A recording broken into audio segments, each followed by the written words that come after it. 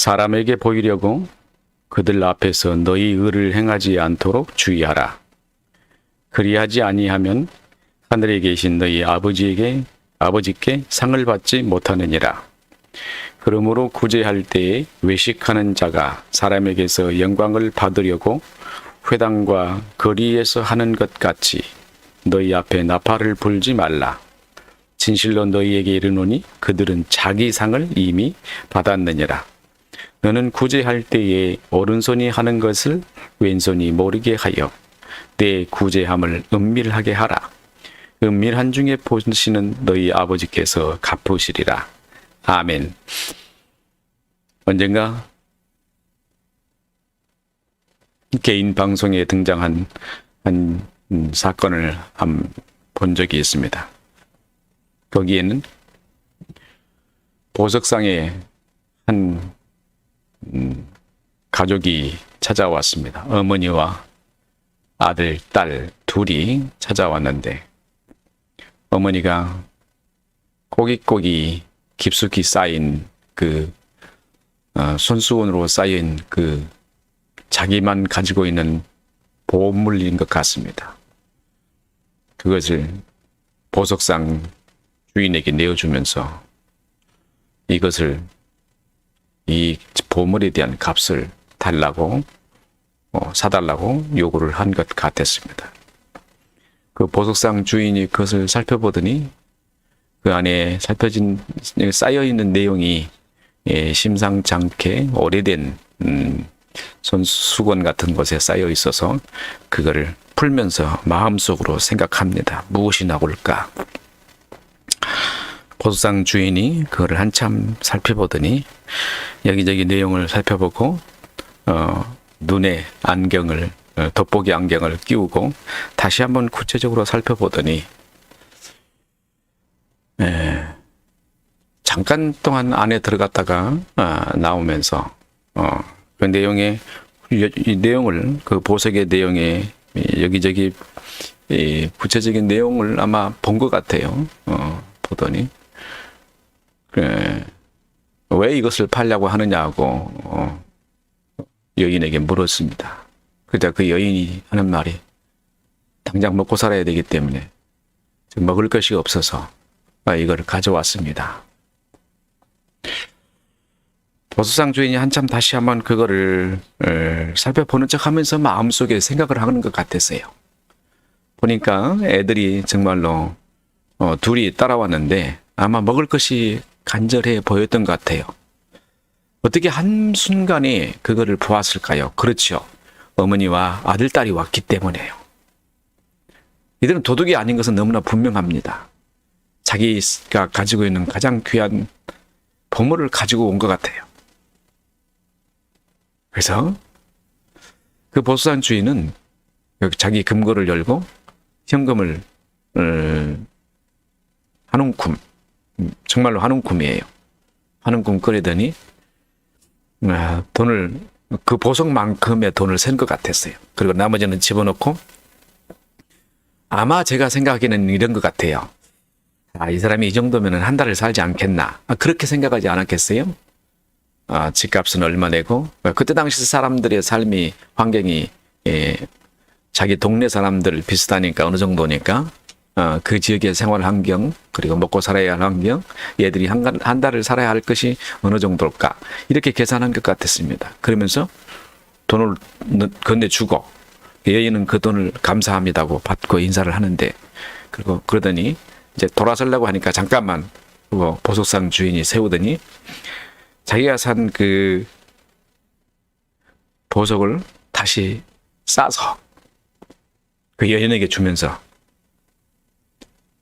나중에 돈이 또 필요하면 찾아오십시오. 여러분 그렇게 할 수 있겠습니까? 나중에 돈이 또 필요하면 찾아오십시오. 주님께서 어제 지난 말씀에 뭐라고 했습니까? 꾸고자 하는 자에게 너희를 구하는 자에게 주며 내게 꾸고자 하는 자에게 거절하지 말라. 저는 이 글을 읽으면 항상 마음이 아파요. 왜냐하면은 이렇게 하고 싶은 생각이 열망이 있다는 거죠. 제가 일생에 사는 날 동안 늘 회개하면서 사는데요. 너무나 많은 사람들을 괴롭혔어요. 너무나 가슴이 아픕니다. 제가 그거를 살핀다면은 이 죄인이 이 자리에 설 수 없는 사람이죠. 여러분에게 진리라고를 말한다고 말할 수 없는 사람입니다. 감히 교회를 개혁한다고 생각하는 그 생각을 가질 수 없는 비천한 사람입니다. 근데 저는 얼굴에 철판을 깔고 여기에 서 있습니다. 저는 가슴이 아픕니다. 늘 그래요. 나도 이렇게 주는 사람이 되었으면 좋겠다. 늘 받기만 했던 삶이었기 때문에 너무나 좀 부끄럽고 슬픕니다. 주고 싶어요. 산상수훈의 주님의 말씀이 내게 달라고 하는 사람에게 거절하지 말고 내게 꾸고자 하는 사람에게 거저 보내지 마라. 정말로 이것을 지키고 싶은데 지킬 수 없는 저희들의 삶을 살펴볼 때 하나님이 나를 사랑하시지 않은가? 왜 말씀이 내게는 이렇게 실천할 수 없는 삶이 내게 있을까? 그런 생각을 많이 갖게 됩니다. 그러면서도 말씀 속에 또 기대를 하는 거죠. 언젠가는 그런 날이 올 거야 라는 그런 생각을 가지면서 기대를 합니다. 오늘 본문의 말씀은 사람의 마음 속에서 일어나는 욕구가 하나 있는데요. 그거는 인정받으려는 욕구입니다. 인정받으려는 욕구는 종종 사람들에게서 이렇게 나타납니다. 좀 튀는 행동을 많이 하죠. 여러 사람들과 같이 있는 환경 속에서 특별하게 자기 자신을 인정받고자 하는 그 욕구를 가진 사람이 있습니다. 자기 속에서 우러납니다. 그 특색이 있어요, 사람이. 그래서 내가 가지고 있는 어떤 생각이나 사상을 많은 사람들이 다 알아줬으면 좋겠다. 그러니까 이런 생각을 가진 욕구가 내 속에 있는 겁니다. 종종 보면은 그런 사람들이 상당히 많고, 최근에는 더 그런 사람이 많아진다는 것을 우리는 볼 수 있습니다. 왜 사람들은 이렇게 인정을 받으려고 할까? 그는요, 지식의 내용의 관계가 있습니다. 그 사람의 영혼의 지성에 들어있는 지식이 가지고 있는 내용이에요. 그래서 이게 이제 습관화 된다고 할까요? 영혼이 그 욕망을 채우려는 욕구를 습관화되면은 아마 자꾸 더 그렇게 하는 것 같아요. 지식이 풍성하게 들어갔음에도 불구하고 그쪽 분야의 지식이 활성화될까요? 영혼에도 그런 일이 있을까요? 영혼의 지성 안에도 그런 일이 있을까? 저는 이게 매우 궁금한 연구의 과제 중에 하나인데요. 영혼의 지성에 편향성을 가진 지식이 작용을 할까? 사람의 영혼의 내적에서 일어나는 일을 저는 말합니다. 그런 것에 대해서 매우 궁금하고 그거를 지금 관심 있게 제가 살펴보고 있습니다.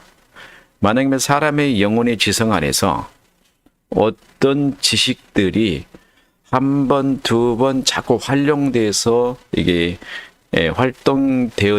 반응이 되어지더니 나중에는 그 사람의 영혼이 그 방향 쪽으로만 집중적으로 활동하는 성격을 드러내는 그게 사람의 성격을 결정을 짓는 것일까?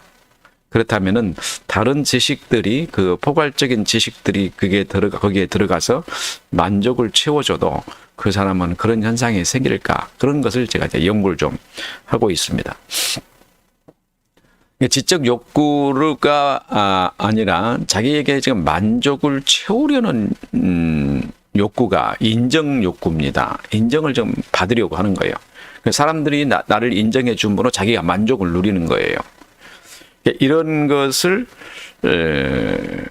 쾌락 혹은 희열, 열광적인 어떤 이런 거 무대 체질이라고 흔히 말하죠. 사람들 앞에서 나타나게만 하면은 이상하게 돌변하는 사람들이 있지 않습니까? 그런 사람들은 또 인정 욕구를 받지 않아도 자기 재능 때문에 그렇게 하는 사람하고는 틀립니다. 그러니까 오류를 범하고 실수를 하면서도 자꾸 드러나서 그런 행동을 많이 하는 것을 보게 됩니다. 이런 것들을 과연 올바른 지식을 그에게 넣어주어서 그로 하여금 그거를 고치도록 할 수 없을까? 그런 것이 매우 중요합니다. 이런 욕구가 왜 일어날까? 가장 중요한 것은 그 사람의 영혼의 지성의 지식이 부족해서 나타나는 현상이 가장 두드러진 겁니다. 그래서 그 지식을 채워주면은 점차 욕구가 이게 줄어지는 것을 볼 수 있습니다. 인정 욕구가. 나중에는 지식이 많이 채워지니까요. 어떻게 되냐면 많이 겸손해져요.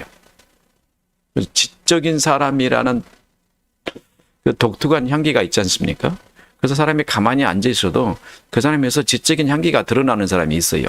가만히 앉아 있어도 말을 하지 않았는데도 불구하고 그 향기가 드러나는 것을 보면 그가 가지고 있는 지적인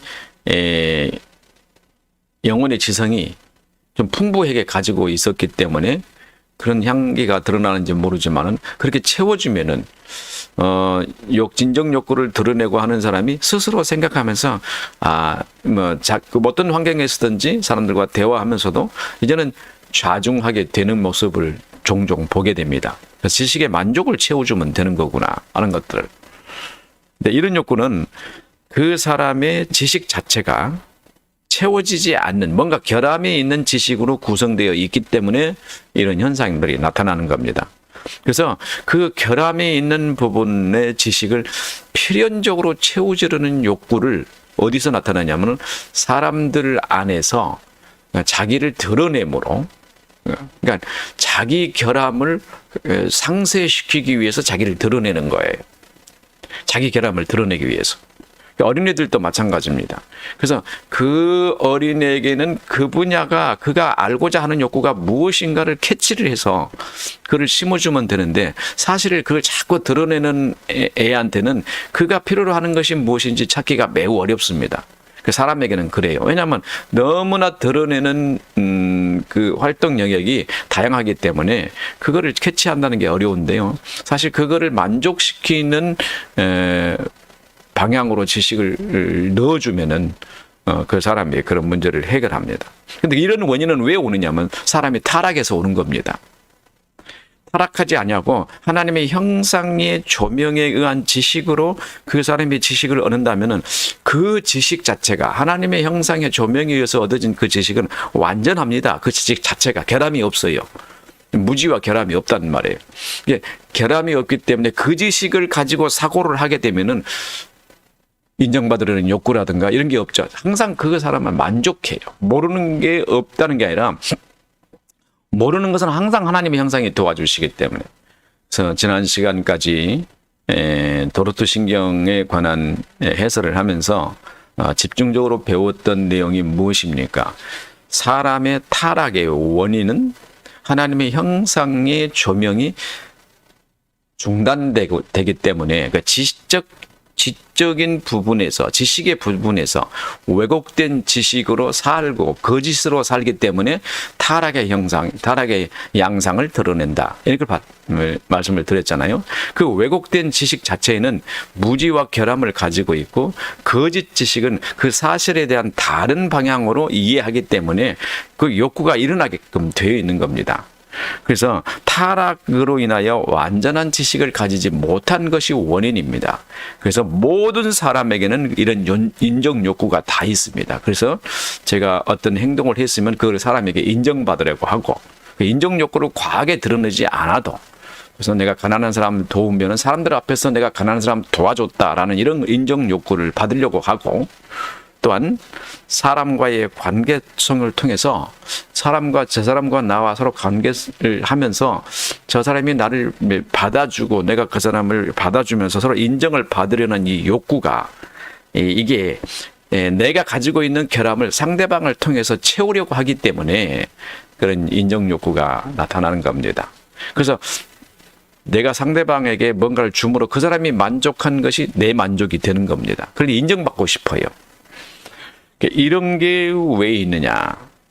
주님께서는 이렇게 말씀을 이렇게 하셨지만은 사실은 구체적으로 그 내막을 살펴보니까 타락한 사람에게서부터 나타난 현상이었다는 겁니다. 우리가 인정받으려고 하는 이런 욕구를 우리 속에 많이 있는 그 이유는 바로 우리가 온전한 지식을 갖지 못한 타락된 사람이라는 것을 우리 스스로 자체 안에서 증거하고 있는 거예요. 주님은 뭐라고 말씀하시냐면은 너는 구제할 때 오른손이 하는 것을 왼손이 모르게 하라. 지금 다시 말하면 너의 행위를 통해서 너에게 만족을 구하려는 그런 것을 버려라. 상대방을 너의 만족의 대상으로 이해하지 말라는 겁니다. 그래서 이거는 항상 싸움이 일어나게 돼 있어요. 상대방을 통해서 내 만족을 채우려고 하는 욕구. 상대방이 나를 믿어주니까 내가 만족이 되잖아요. 그건 굉장히 위험한 사상입니다. 부부관계에도요. 저 여자가 나를 안 믿어주면 싸움이 일어나요. 마음에 갈등이 생기고 심장이 더 두근거립니다. 그래서 저 여자가 나를 믿어주지 않는다? 그거는 이미 믿음에 대한 결여가 거기에 있는 겁니다. 믿음에 대한 확고한 신뢰가 서로 간의 신뢰가 결여된 상태예요. 그래서 뭔가 하면 저 여자가 나를 믿어주는지 안 믿어주는지 가끔 살펴보고 막 이런 이상한 행동들을 하잖아요. 그러면 그 남자에게 더 따뜻하게 포옹을 해주고 그렇게 또 여자에게 포옹을 해주고 그러면서 안심시키는 게 필요합니다. 왜냐하면 상대방이 아직 자기 자신에 대한 어떤 그 사람과 상대방과의 관계 속에서 자기 자신에 대한 신뢰감을 나를 통해서 얻고자 하기 때문인 거예요. 이 부부관계는 그런 것을 좀 잘 알아야 돼요. 회사에서도 역시 마찬가지입니다. 상사가 나를 통해서 자기의 만족을 채우려고 하는 육체적 관계 이런 거 말하는 게 아니에요. 어떤 행위를 통해서 업무를 잘함으로 자기 만족을 채운다든가 어떤 상사가 자기에게 내가 하는 업무를 통해서 인정해 줌으로 해서 자기 만족을 채운단가 이런 것들이 자기 결함에서 오는 문제인 겁니다. 이런 것들을 치료받을 수 있는 것은 오직 하나님의 형상의 조명에 의한 완전한 지식, 성령의 조명에 의한 지식을 얻는 길밖에 없는 것입니다. 그래서 주님께서는 이렇게 말씀하십니다. 딱 한마디로 말씀하시는 거죠. 너는 구제할 때 오른손이 하는 것을 왼손이 모르게 하라. 다시 말하면 너를 인정받고자 하는 욕구를 잊어버려라. 이런 것들이에요. 그러니까 이 말씀이 나를 지배하면은, 그죠? 이 말씀이 나를 지배하면은 내가 어떤 행위를 할 때 인정받으려고 하는 욕구를 없애려고 이 메시지가 나를 완전히 지배하고 의식함으로 인해서 내가 남을 도와주거나 혹은 사람들 앞에서 서서 인정받으려고 할 때 그런 욕구가 사라지는 거죠. 자, 내 구제함을 은밀하게 하라. 은밀한 중에 보시는 너희 아버지께서 갚으시리라. 자, 사람과의 관계성을 통해서 만족을 얻으려는 이 욕구는 타자에게 자기 존재를 인식시키고 그 사람이 나를 기억해 주기를 바라는 거잖아요. 그리고 그 사람이 믿어주는 것을 통해서 내가 이 희열을 느끼는 거예요. 감각의 느끼를 느끼는 겁니다. 이런 것들이 다 어디에서 오냐면은 내 지식의 부재, 왜곡된 지식이 가지고 오는 결함성이라는 거죠. 어렸을 때부터 그런 지식을 내 안에 가득 채워져 가면은요, 모든 지식에는 그런 것들이 다 심겨져 있어요. 그래서 그 심겨져 있는 지식 때문에 그런 결함이 오는데요. 그 심겨진 지식에 그런 문제를 보충해주고 해결해주기 위해서는 내 지식에 뭐가 필요하죠? 업그레이드가 필요하죠. 새로운 지식의 업그레이드를 필요를 해야 되는데 그거를 하기 위해서는 정말로 내가 끊임없는 지적 욕구를 만족시키기 위한 노력이 필요하겠죠. 그러나 주님은 이 한마디로 치료하십니다. 내 속에 그 의식을 딱 심어버리십니다. 뭐라고 하십니까? 오른손이 한 일을 왼손이 모르게 하라. 그럼 그 의식이 나를 잘 사로잡으니까 결함이 있는 지적 부분들이 제어가 되죠. 다. 그래서 주님의 말씀은 우리에게 치료제구나 하는 것을 여러분을 깨닫게 될 겁니다. 오늘 여러분의 의식 속에서 정말 하나님 말씀이 여러분을 지배하는 그런 의식을 갖는다면은 여러분에게 놀라운 치료의 효과를 얻게 될 겁니다. 주님은 그렇습니다. 내 말이 너희 안에 거하면 너희가 무엇이든지 원하는 대로 구하라. 그리하면 이루리라. 사랑하는 성도 여러분, 오늘 여러분의 삶 속에 주의 말씀이 여러분을 지배해서 오늘 하루도 충분하고 평안하고 만족을 누리는 복된 하루 되시기를 주님의 이름으로 축원합니다. 기도하겠습니다. 영광을 받으시기에 합당하신 하나님,